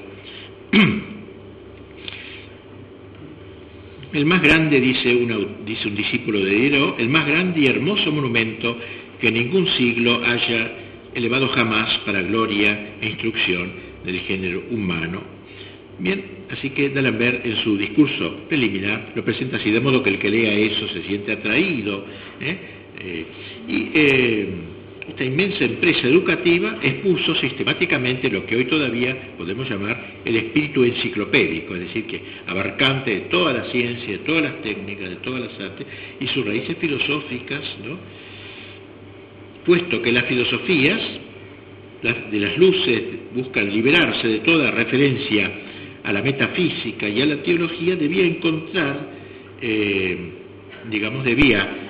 tratar de esos temas, pero tratando de que no quedaran suficientemente probados. Además hubo una gran insistencia en todo lo que fuese utilidad. El concepto de utilidad era muy importante en ese siglo. Contrariamente a la contemplación, lo bueno era lo útil, uno sirve en cuanto que es útil. ¿Qué es lo útil? Para los filósofos, lo útil es definían la utilidad por los estados y profesiones inútiles. ¿Cuáles eran? Los mendigos y los monjes, dedicados, como dicen, a un servicio de molicie y de inutilidad. ¿Por qué son inútiles? Porque son ociosos y por tanto nulos para el Estado. La utilidad se confunde con el bien. Entiendo por bien, afirma Spinoza, con lo que sabemos con certeza que nos es útil. O sea, había toda una exaltación de la utilidad. Lo útil, dice Diderot, circunscribe todo. Será útil lo que en algunos siglos dará límites a la física experimental. Pues esto era lo importante, traer la instrucción era la utilidad, transformar a los ciudadanos de inútiles en útiles. Y para eso tratar de mostrar las cosas de tal forma que se muestre la inutilidad de los monjes, que salgan de su estado de inutilidad tan dañoso al Estado, como dice uno de ellos, que los trabajos útiles puedan reemplazar muy largas oraciones. La noción de utilidad está unida a la de trabajo. El trabajo era otro de los conceptos muy exaltados, se exalta mucho en la enciclopedia, y sobre todo el concepto de felicidad. La felicidad, el mundo que marcha hacia la felicidad en la tierra, el paraíso en la tierra, dirá luego Marx muchos siglos después, o varios siglos después, pero la felicidad, una de ideas claves del enciclopedia, un leitmotiv. Para ser útil, no basta trabajar, hay que buscar la felicidad. El hombre es útil cuando él mismo se hace feliz, sin dañar la felicidad de los demás. Esta fue otra de las palabras talismánicas, la felicidad, en el siglo XVIII. Pero no expresa esta palabra felicidad lo que el cristianismo entiende por felicidad. Se trata de una felicidad inmanente que ignora el sufrimiento y la muerte. Ellos pensaban que tras su denodada lucha contra los prejuicios y la ignorancia lograrían que los hombres alcanzasen por fin la felicidad, la cual era una transposición del tema tradicional del reino de Dios. La felicidad. La enciclopedia trataría de educar a los hombres en una nueva manera de vivir. Bien, esta antología, pues, de saberes y de métodos relativos a la ciencia, a la poesía, a las bellas artes, se ordenaba al poder, saber para poder, había dicho Bacon, es la idea de los enciclopedistas en neta oposición a la primacía de la contemplación propia de la metafísica tradicional. Ya Descartes, tan apreciado por los pensadores de la escuela filosófica, buscó liberar la filosofía de los grandes maestros griegos y, en consecuencia, también de los grandes teólogos. En la sexta parte del discurso del método propone que en lugar de la filosofía especulativa que se enseña en las escuelas, se puede encontrar una práctica por la cual, conociendo la fuerza y las acciones del fuego, del aire, de los astros, de los cielos y de todos los cuerpos que nos rodean, tan directamente como conocemos los oficios de nuestros artesanos, podríamos explotarlas del mismo modo en todos los usos que les son propios, hacernos como dueños, poseedores de la naturaleza. Había pues esta idea frente a una concepción teorética del mundo, como tenían los griegos y los cristianos de antes. Ahora esto. El estado de ánimo del profesor de la enciclopedia era eminentemente optimista, como hemos dicho, ¿no? Se revela eso en cada una de las páginas. Bien, ¿quiénes colaboraron en la enciclopedia? En 1751 aparece el primer volumen. Diderot fue su principal director, un escritor muy inteligente, de estilo brillante, pero ateo o panteísta, cultor del materialismo.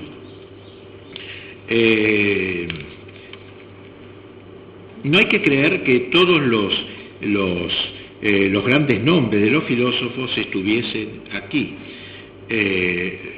Varios de ellos sí, Voltaire está entre los principales, Montesquieu, Rousseau, Lemaitre, Condorcet, varios de ellos están, e incluso entre ellos hay sacerdotes que no son miembros de los clubes directamente, sacerdotes como los padres Pey y Reynal, y no hay que creer que la concordancia fuese total, que se hubiese puesto de acuerdo, no, para nada. Había entre ellos graves desinteligencias. Campeones de la libertad, por ejemplo, como eran Voltaire, o de la igualdad, como se mostraba Rousseau. Si es cierto que profesaban la fraternidad dentro de las logias, apenas si la practicaban entre sí, se daban con todo entre ellos. Rousseau, por ejemplo, se enfrentó con Diderot por causa de una mujer, Madame Ludelot. D'Holbach se enfrentó con Rousseau, a quien lo trataba de truán, o pequeño pedante, y así. O sea que entre ellos tampoco había mucha unidad, pero había el odio común, quizá, o algo así, o algo común los unía. Bueno, salió la obra, resultado de tantos colaboradores, sacerdotes, ellos, pero también muchos otros que no eran miembros directos de la revolución cultural. En realidad salió una cosa, precisamente por esto, muy mezclada, había autores tan diversos. El mismo D'Alembert confiesa, esto es, dice, un vestido de arlequín en el que hay algunos pedazos de buena tela y demasiados trapos, lo dice un amigo, no el público, esto, ¿no? O sea, no quedó demasiado satisfecho. Sin embargo, consiguió Diderot dar al conjunto, si no una unidad total, ciertos denominadores comunes, de modo que quedara claro el espíritu filosófico que lo inspiraba, con las notas características: el culto a la razón, el culto al progreso, el derecho a la libertad, la crítica de la cosmovisión tradicional. Bueno, la enciclopedia tuvo el valor de un símbolo, de ser una obra colectiva donde figuraban todos los grandes nombres de los filósofos más conocidos, pero también recibió el combate, ¿no?, de algunos, y así tuvieron varias dificultades. No todo fue unívoco, unilineal, tuvieron 30 años, por eso tardaron en hacerlo. Pero vamos a hablar, dentro de lo que el tiempo nos permite, solo brevemente, de cómo encaran el combate, o sea, cuál fue el método que usaron en la enciclopedia para ridiculizar las ideas sin atacarlas de frente con una inteligencia fantástica, ¿no? Nosotros quizás si hiciéramos una cosa así, daríamos las pruebas, las cosas, etcétera, y diríamos directamente, no digo que esté mal, pero este método fue muy inteligente para poder llegar al mayor número de personas. De hecho, los autores de los diversos artículos que iban por orden A, B, C, D, como cualquier diccionario rebético, no mostraron claramente sus tendencias revolucionarias. Si nos fijamos en los artículos referentes a temas políticos o religiosos, lo que encontramos no son insultos directos, sino ideas neutras e incluso respetuosas. Buscaba mostrarse solo cuando era necesario, evitando atacar de frente, como lo haría un panfleto. En los panfletos sí, pero acá no, la cosa era mucho más sutil. Por cierto que los que dirigían la compilación esta eran agnósticos. Diderot no creía más que en la razón, en la naturaleza, en la ciencia. D'Alembert aborrecía el cristianismo.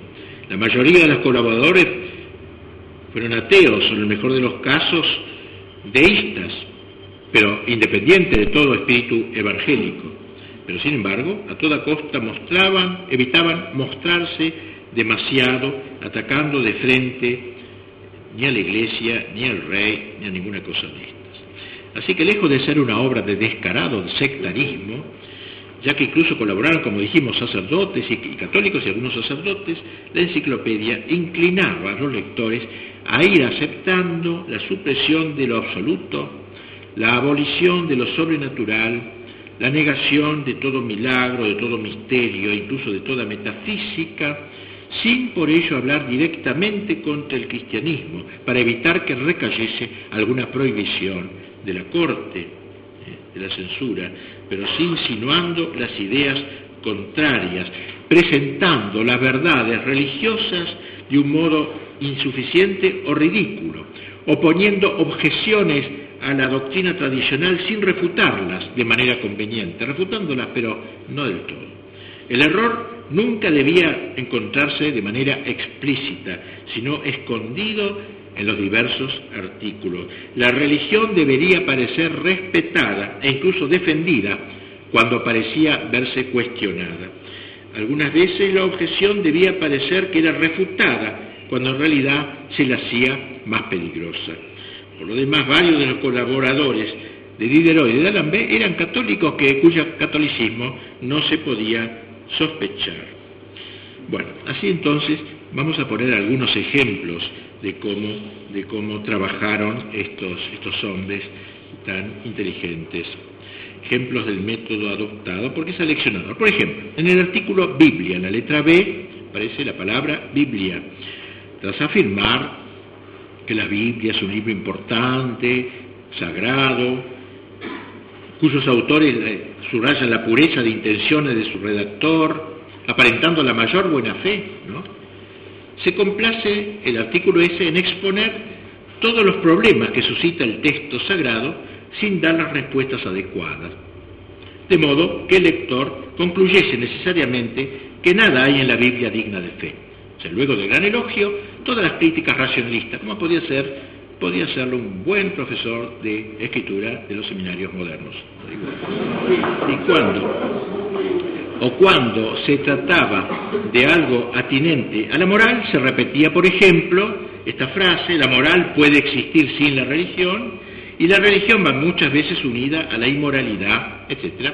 O sea, todo estaba perfectamente calculado, cada palabra. Lo mismo cuando se hablaba de la enseñanza católica. La supresión de la compañía había cerrado muchísimos colegios que tenían los jesuitas en Francia. Entonces había un descalabro de esos colegios, y entonces con motivo de eso escribe D'Alembert el artículo Colegios, en la letra C, Colegios, donde aprovecha para hacer una crítica durísima, feroz, a la pedagogía de los jesuitas, y detrás de eso la intolerancia de la Iglesia y qué sé yo, todo lo que se pudiera decir. En cuanto a los dogmas, nunca eran atacados de frente, pero se presentaban como, digamos así, se presentaba con complacencia e interés las doctrinas de los herejes y de los heterodoxos.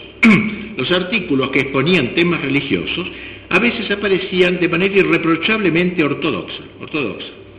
El veneno se segregaba en los temas aparentemente más ajenos a las cuestiones de la fe. Por ejemplo, cuando se habla de los caldeos, la letra C, caldeos, se aprovecha para denigrar a la Iglesia, ¿no?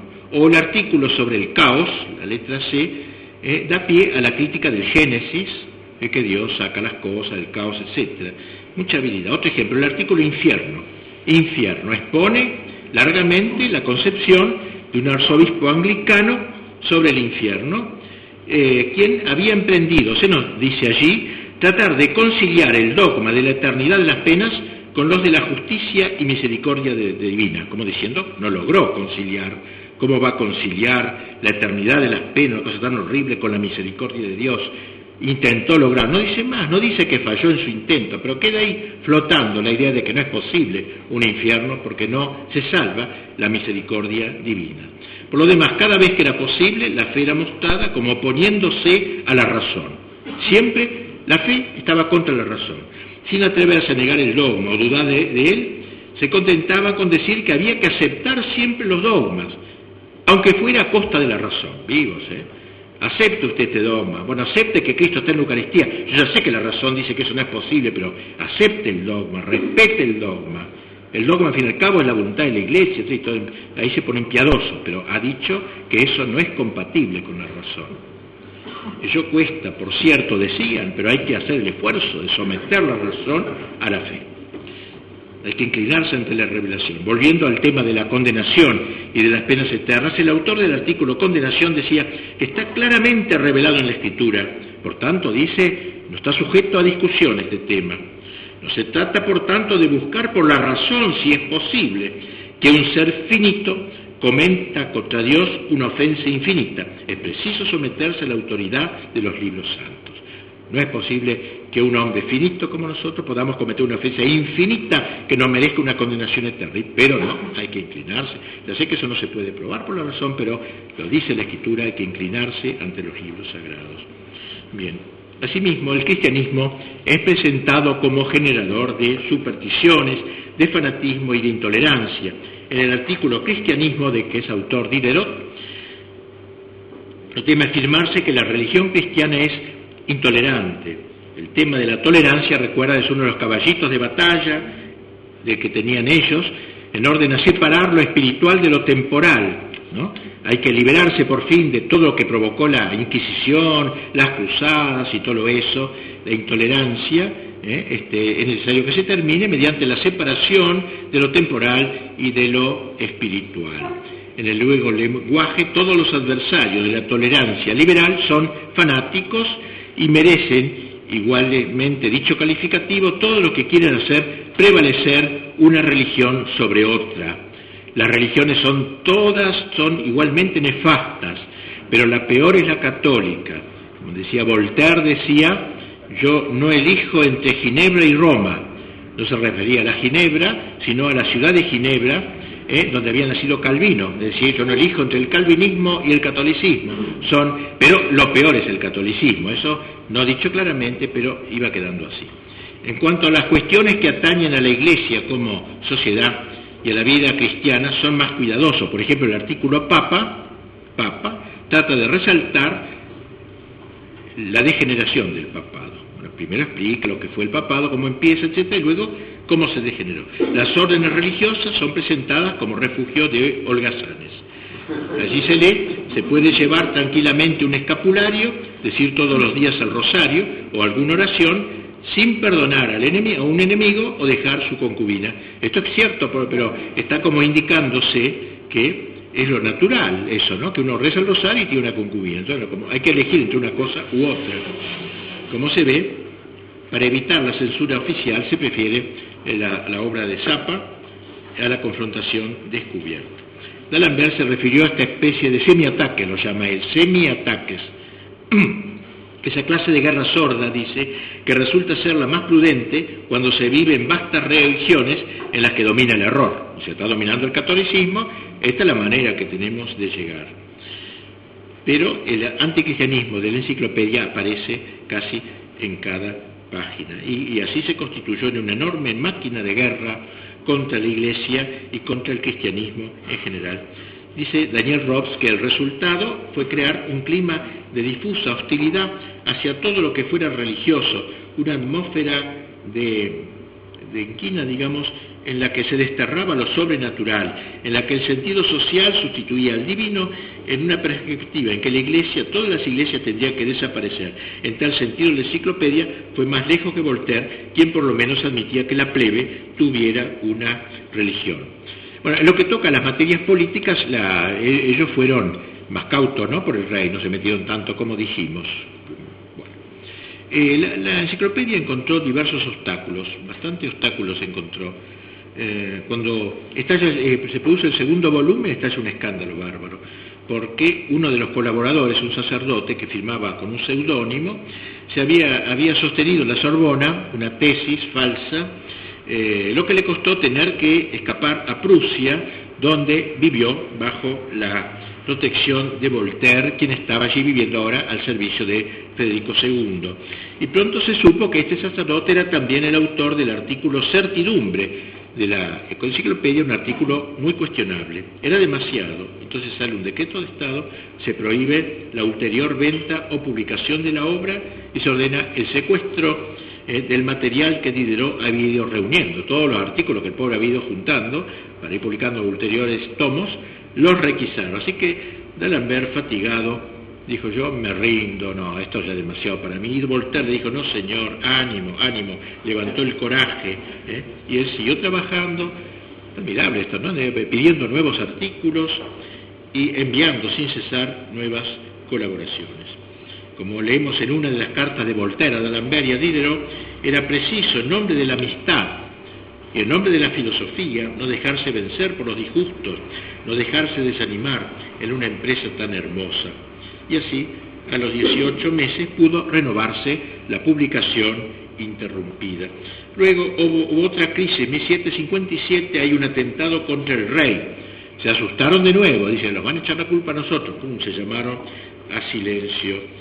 Pero cuando en ese año D'Alembert escribió un artículo sobre Ginebra, donde dejando su ámbito predilecto, que era el de las matemáticas, se interna en la teología, a propósito del calvinismo que había aparecido en esa ciudad, estalló un gran escándalo y apareció una ley antigua que se sacó a colación, por la cual se prohibía a los autores que atacaran la religión, y entonces otra vez se llamaron a cuarteles de invierno, se borraron, algunos de ellos definitivamente, del emprendimiento.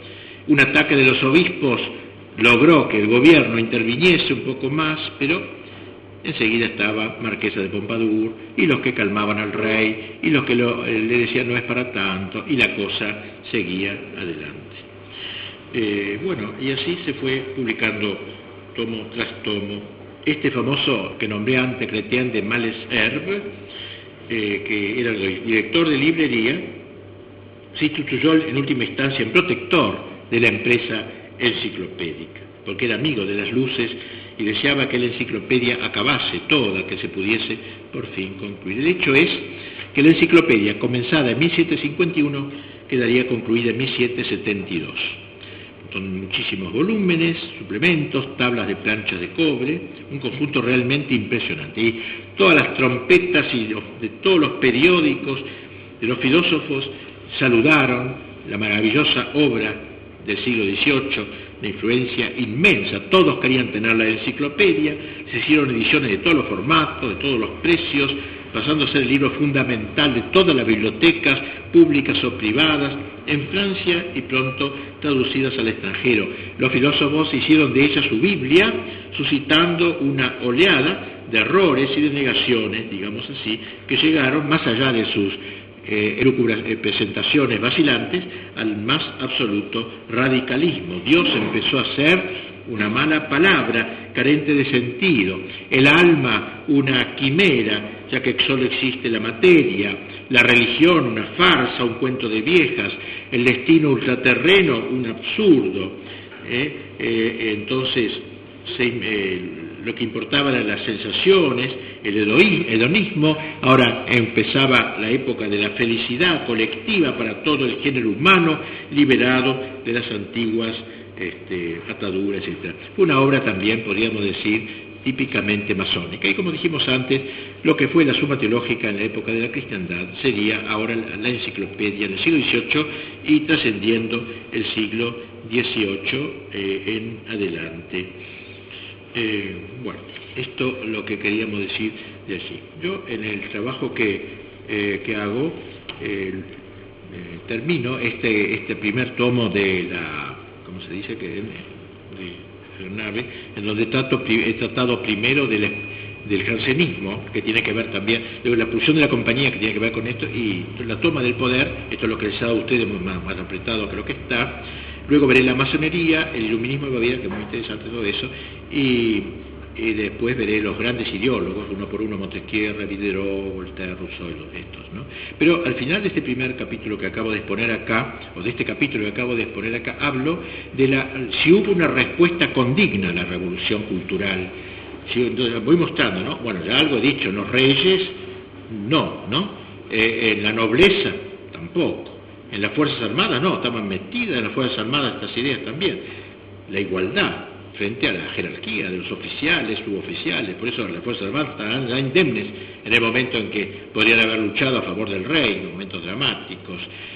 Y la Iglesia, largo hablar de ese tema, sería muy largo, pero una sola cosa, no hubo una respuesta, al menos en la Iglesia, al menos una respuesta condigna, es decir, al mismo nivel, a este intento tan inteligentemente llevado. Debería haber aparecido en la Iglesia de este tiempo un Chesterton, por ejemplo, o qué sé yo, entre nosotros un Anzuate y un Castellani, que hubiera tomado en solfa a Voltaire, a los otros, estos tipos. Eso hubiera sido un excelente, como hacía Voltaire con la Iglesia, con panfletos. No hubo una respuesta así. Por otra parte, desgraciadamente muchos sacerdotes, no hubo tantos sacerdotes traidores, fue un clero relativamente digno el que enfrentó la Revolución Francesa, hubo muchos mártires, pero estaban formados en una filosofía cartesiana, no una filosofía tomista, con influjo cartesiano y de otros autores, Malebranche y otros autores, y esto no los preparaba para una respuesta doctrinaria e inteligente. Por otra parte, hubo algún intento, por ejemplo, hubo un sacerdote, creo que dominico, que trató de sacar una enciclopedia, una especie de respuesta a la enciclopedia esta, una enciclopedia católica, digamos, ¿no? Pero no tuvo fuerza, no tuvo la presentación de la otra, y en algunos casos se hacía una respuesta doctrinaria pero equivocada, porque se levantaba la bandera de la fe. Ellos hablaban con la razón, y la Iglesia, los apologistas de la Iglesia, levantaban la bandera de la fe. Era como un diálogo de sordos, cada uno iba por un camino. Ellos decían, la razón dice que esto que dice la fe es muy lindo, es muy importante, pero no se puede creer, la razón muestra la imposibilidad de esto. Ellos decían, la fe dice esto, no, contrariamente a la posición católica de la verdadera teología, por ejemplo, de Santo Tomás, que la fe está al servicio, la razón está al servicio de la fe, y la teología es la razón que se pone a la explicación de la fe. Fides queres intellecto, la fe que busca su intelecto, su inteligencia, no simplemente que afirma el dato de la fe. Entonces decía que estos apologistas, ya toda la filosofía está en el Evangelio. No es tan así la cosa. No está algo de, bueno, modo de decir, pero entonces se morían de risa. Era una respuesta completamente inadecuada, me parece, a esto. No se respondía con los grandes temas del cristianismo, que eran los cuestionados, etcétera. No hubo la respuesta esperada. Y la respuesta de la broma tampoco. Hubo alguna cosa, hubo una obra de teatro llamado el Teatro de los Cacuacs. Como ellos se llamaban Cacuacs, un escritor escribió una obra de teatro que se representó en la escena. Una tortuga era un cacuac, yo soy cacuac, y la tortuga caminaba y todo, y comía lechuga, la idea de que ellos se alimentaban de la naturaleza contra lo sobrenatural. Y bien, tenía su gracia, pero bueno, una cosa suelta, si no hubo. Pero ese tipo de cosas hubiera sido probablemente mucho más efectivo que unas respuestas idiotas, así, qué sé yo. Lucharon con muchísima más inteligencia que nosotros, siguiendo siempre aquello de que los hijos de la iniquidad son más lúcidos, más sagaces que los hijos de la verdad, ¿no? Así que entonces, esta fue una revolución. Después va a encontrar una defensa fantástica, militar en la bandera e intelectual, pero después ya, cuando todo ya ha estallado, pero en el momento no la encontró. No hubo un autor como Bossuet, como los grandes del siglo XVII, XVI, antes, esa playa de grandes escritores franceses, no hubo eso, ¿no? Los escritores católicos fueron de primer nivel. Y estos brillantes, muchos de ellos realmente, como escritores, hay que sacarse sombrero, brillantes. Bueno, eso sería todo, más o menos una idea de lo que fue la revolución, la pre-revolución, el modelo, como dice Gramsci, de la revolución soviética. Y por eso dice, cuando Napoleón conquista, después de acabar la revolución sangrienta, toma el poder, Napoleón es un hombre de la revolución, no hay que creer que Napoleón acabó con la revolución. Es la revolución imperial, se imperializa, pero Napoleón es un alma plebeya y profundamente imbuida del espíritu de la revolución, y lleva la revolución a los países que conquista. Hasta Rusia, entra la revolución francesa en Rusia y entra en España también.